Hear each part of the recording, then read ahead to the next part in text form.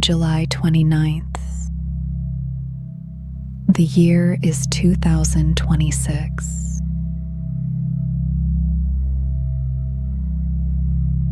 The world is still. Here is what happened.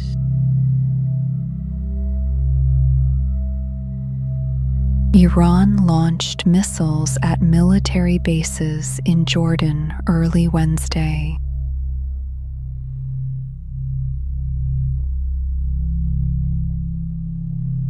Jordan's military intercepted and destroyed 5 of them. Iran's Revolutionary Guard said it had targeted a Jordanian airbase and a United States Central Command headquarters.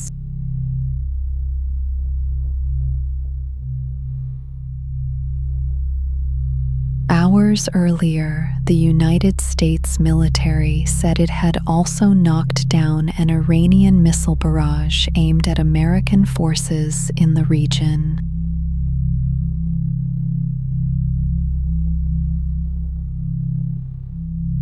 The United States and Saudi Arabia then struck militia sites across eastern Iraq.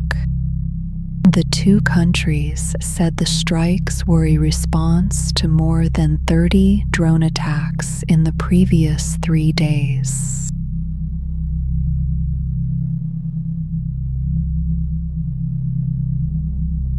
At least 20 fighters from an Iran-backed Iraqi militia group were killed in those strikes, and 32 more were wounded.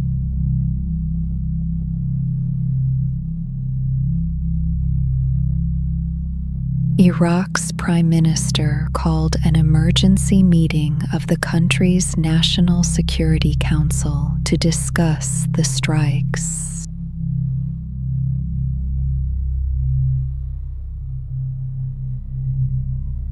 The fighting ended a roughly 3-day pause. The 2 sides had not announced attacks against each other for that period following weeks of escalation over the Strait of Hormuz.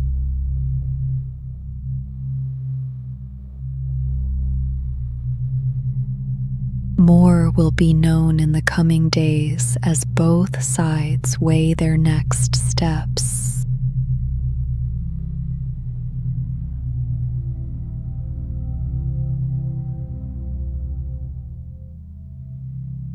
A new museum of AI art opened in downtown Los Angeles this month.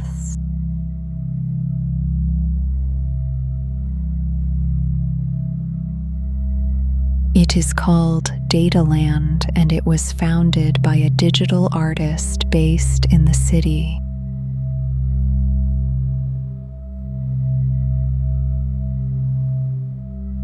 The museum uses custom AI models fed with images, sounds, and field recordings to generate immersive rooms of light and sound.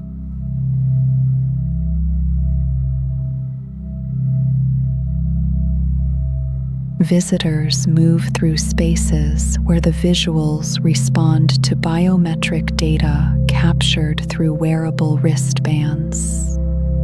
No 2 experiences are exactly alike.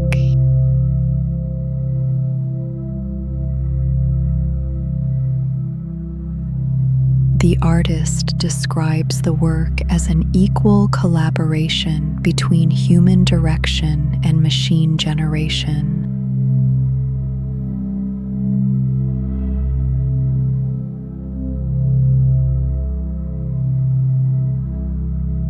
Personal bankruptcies in the United States are rising.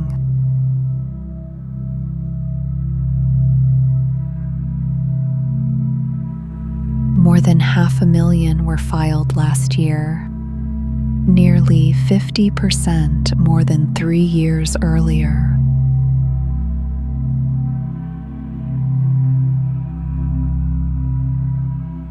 Filings at the end of March were up about 12% from the same time last year.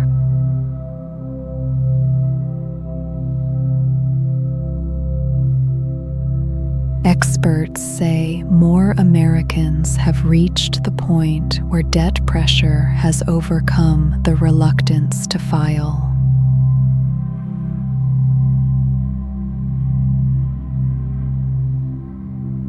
Filings are still below where they were before the pandemic, when government relief programs helped many households stay afloat.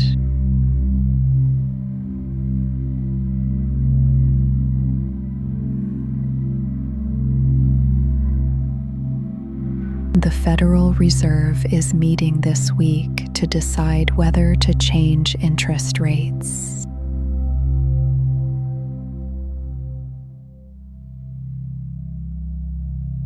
The central bank is widely expected to hold rates steady, though some investors see a chance of a rise.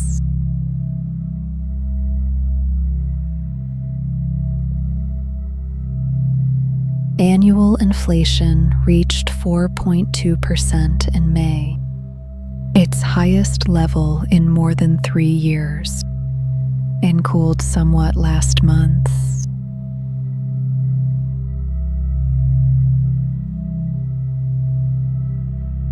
The Fed chair told lawmakers the committee has no tolerance for persistently elevated inflation and is committed to restoring price stability.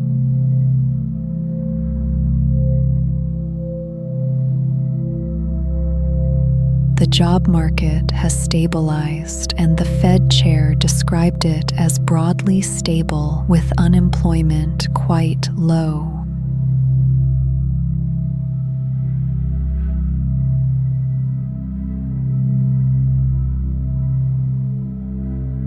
A heat dome has settled over a large part of the United States.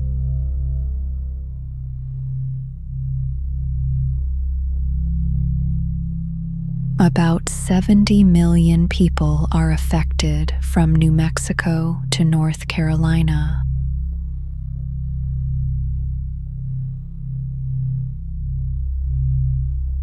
Daytime temperatures are reaching the hundreds in many places, with humidity pushing the felt temperature even higher.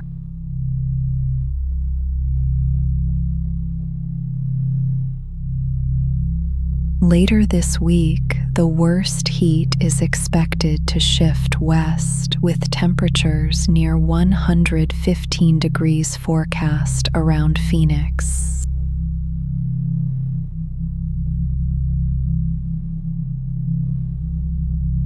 Meteorologists say the strength and persistence of these heat waves has been unusual, and research links more frequent and intense heat waves to climate change.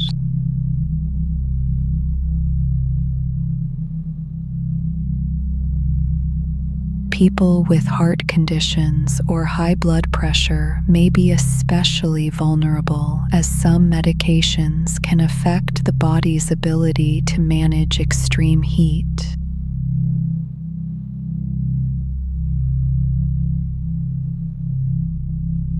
Cooling centers are available in many of the affected cities. More will be known about the forecast's path in the coming days.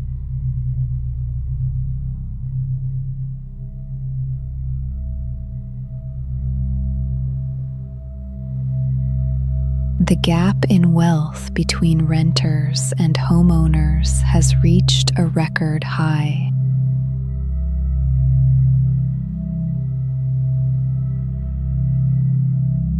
The median home price in the United States hit $444,000 this summer, a new record.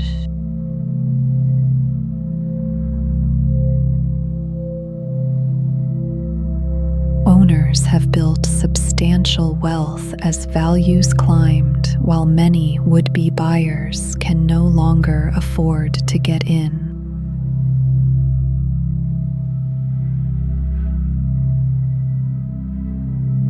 Researchers say younger adults who cannot buy may face a future with little accumulated wealth and limited ability to surpass their parents financially.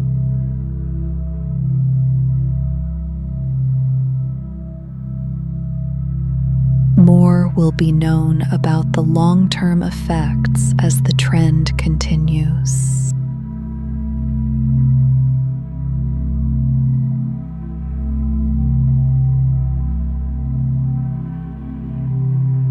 Here is what happened.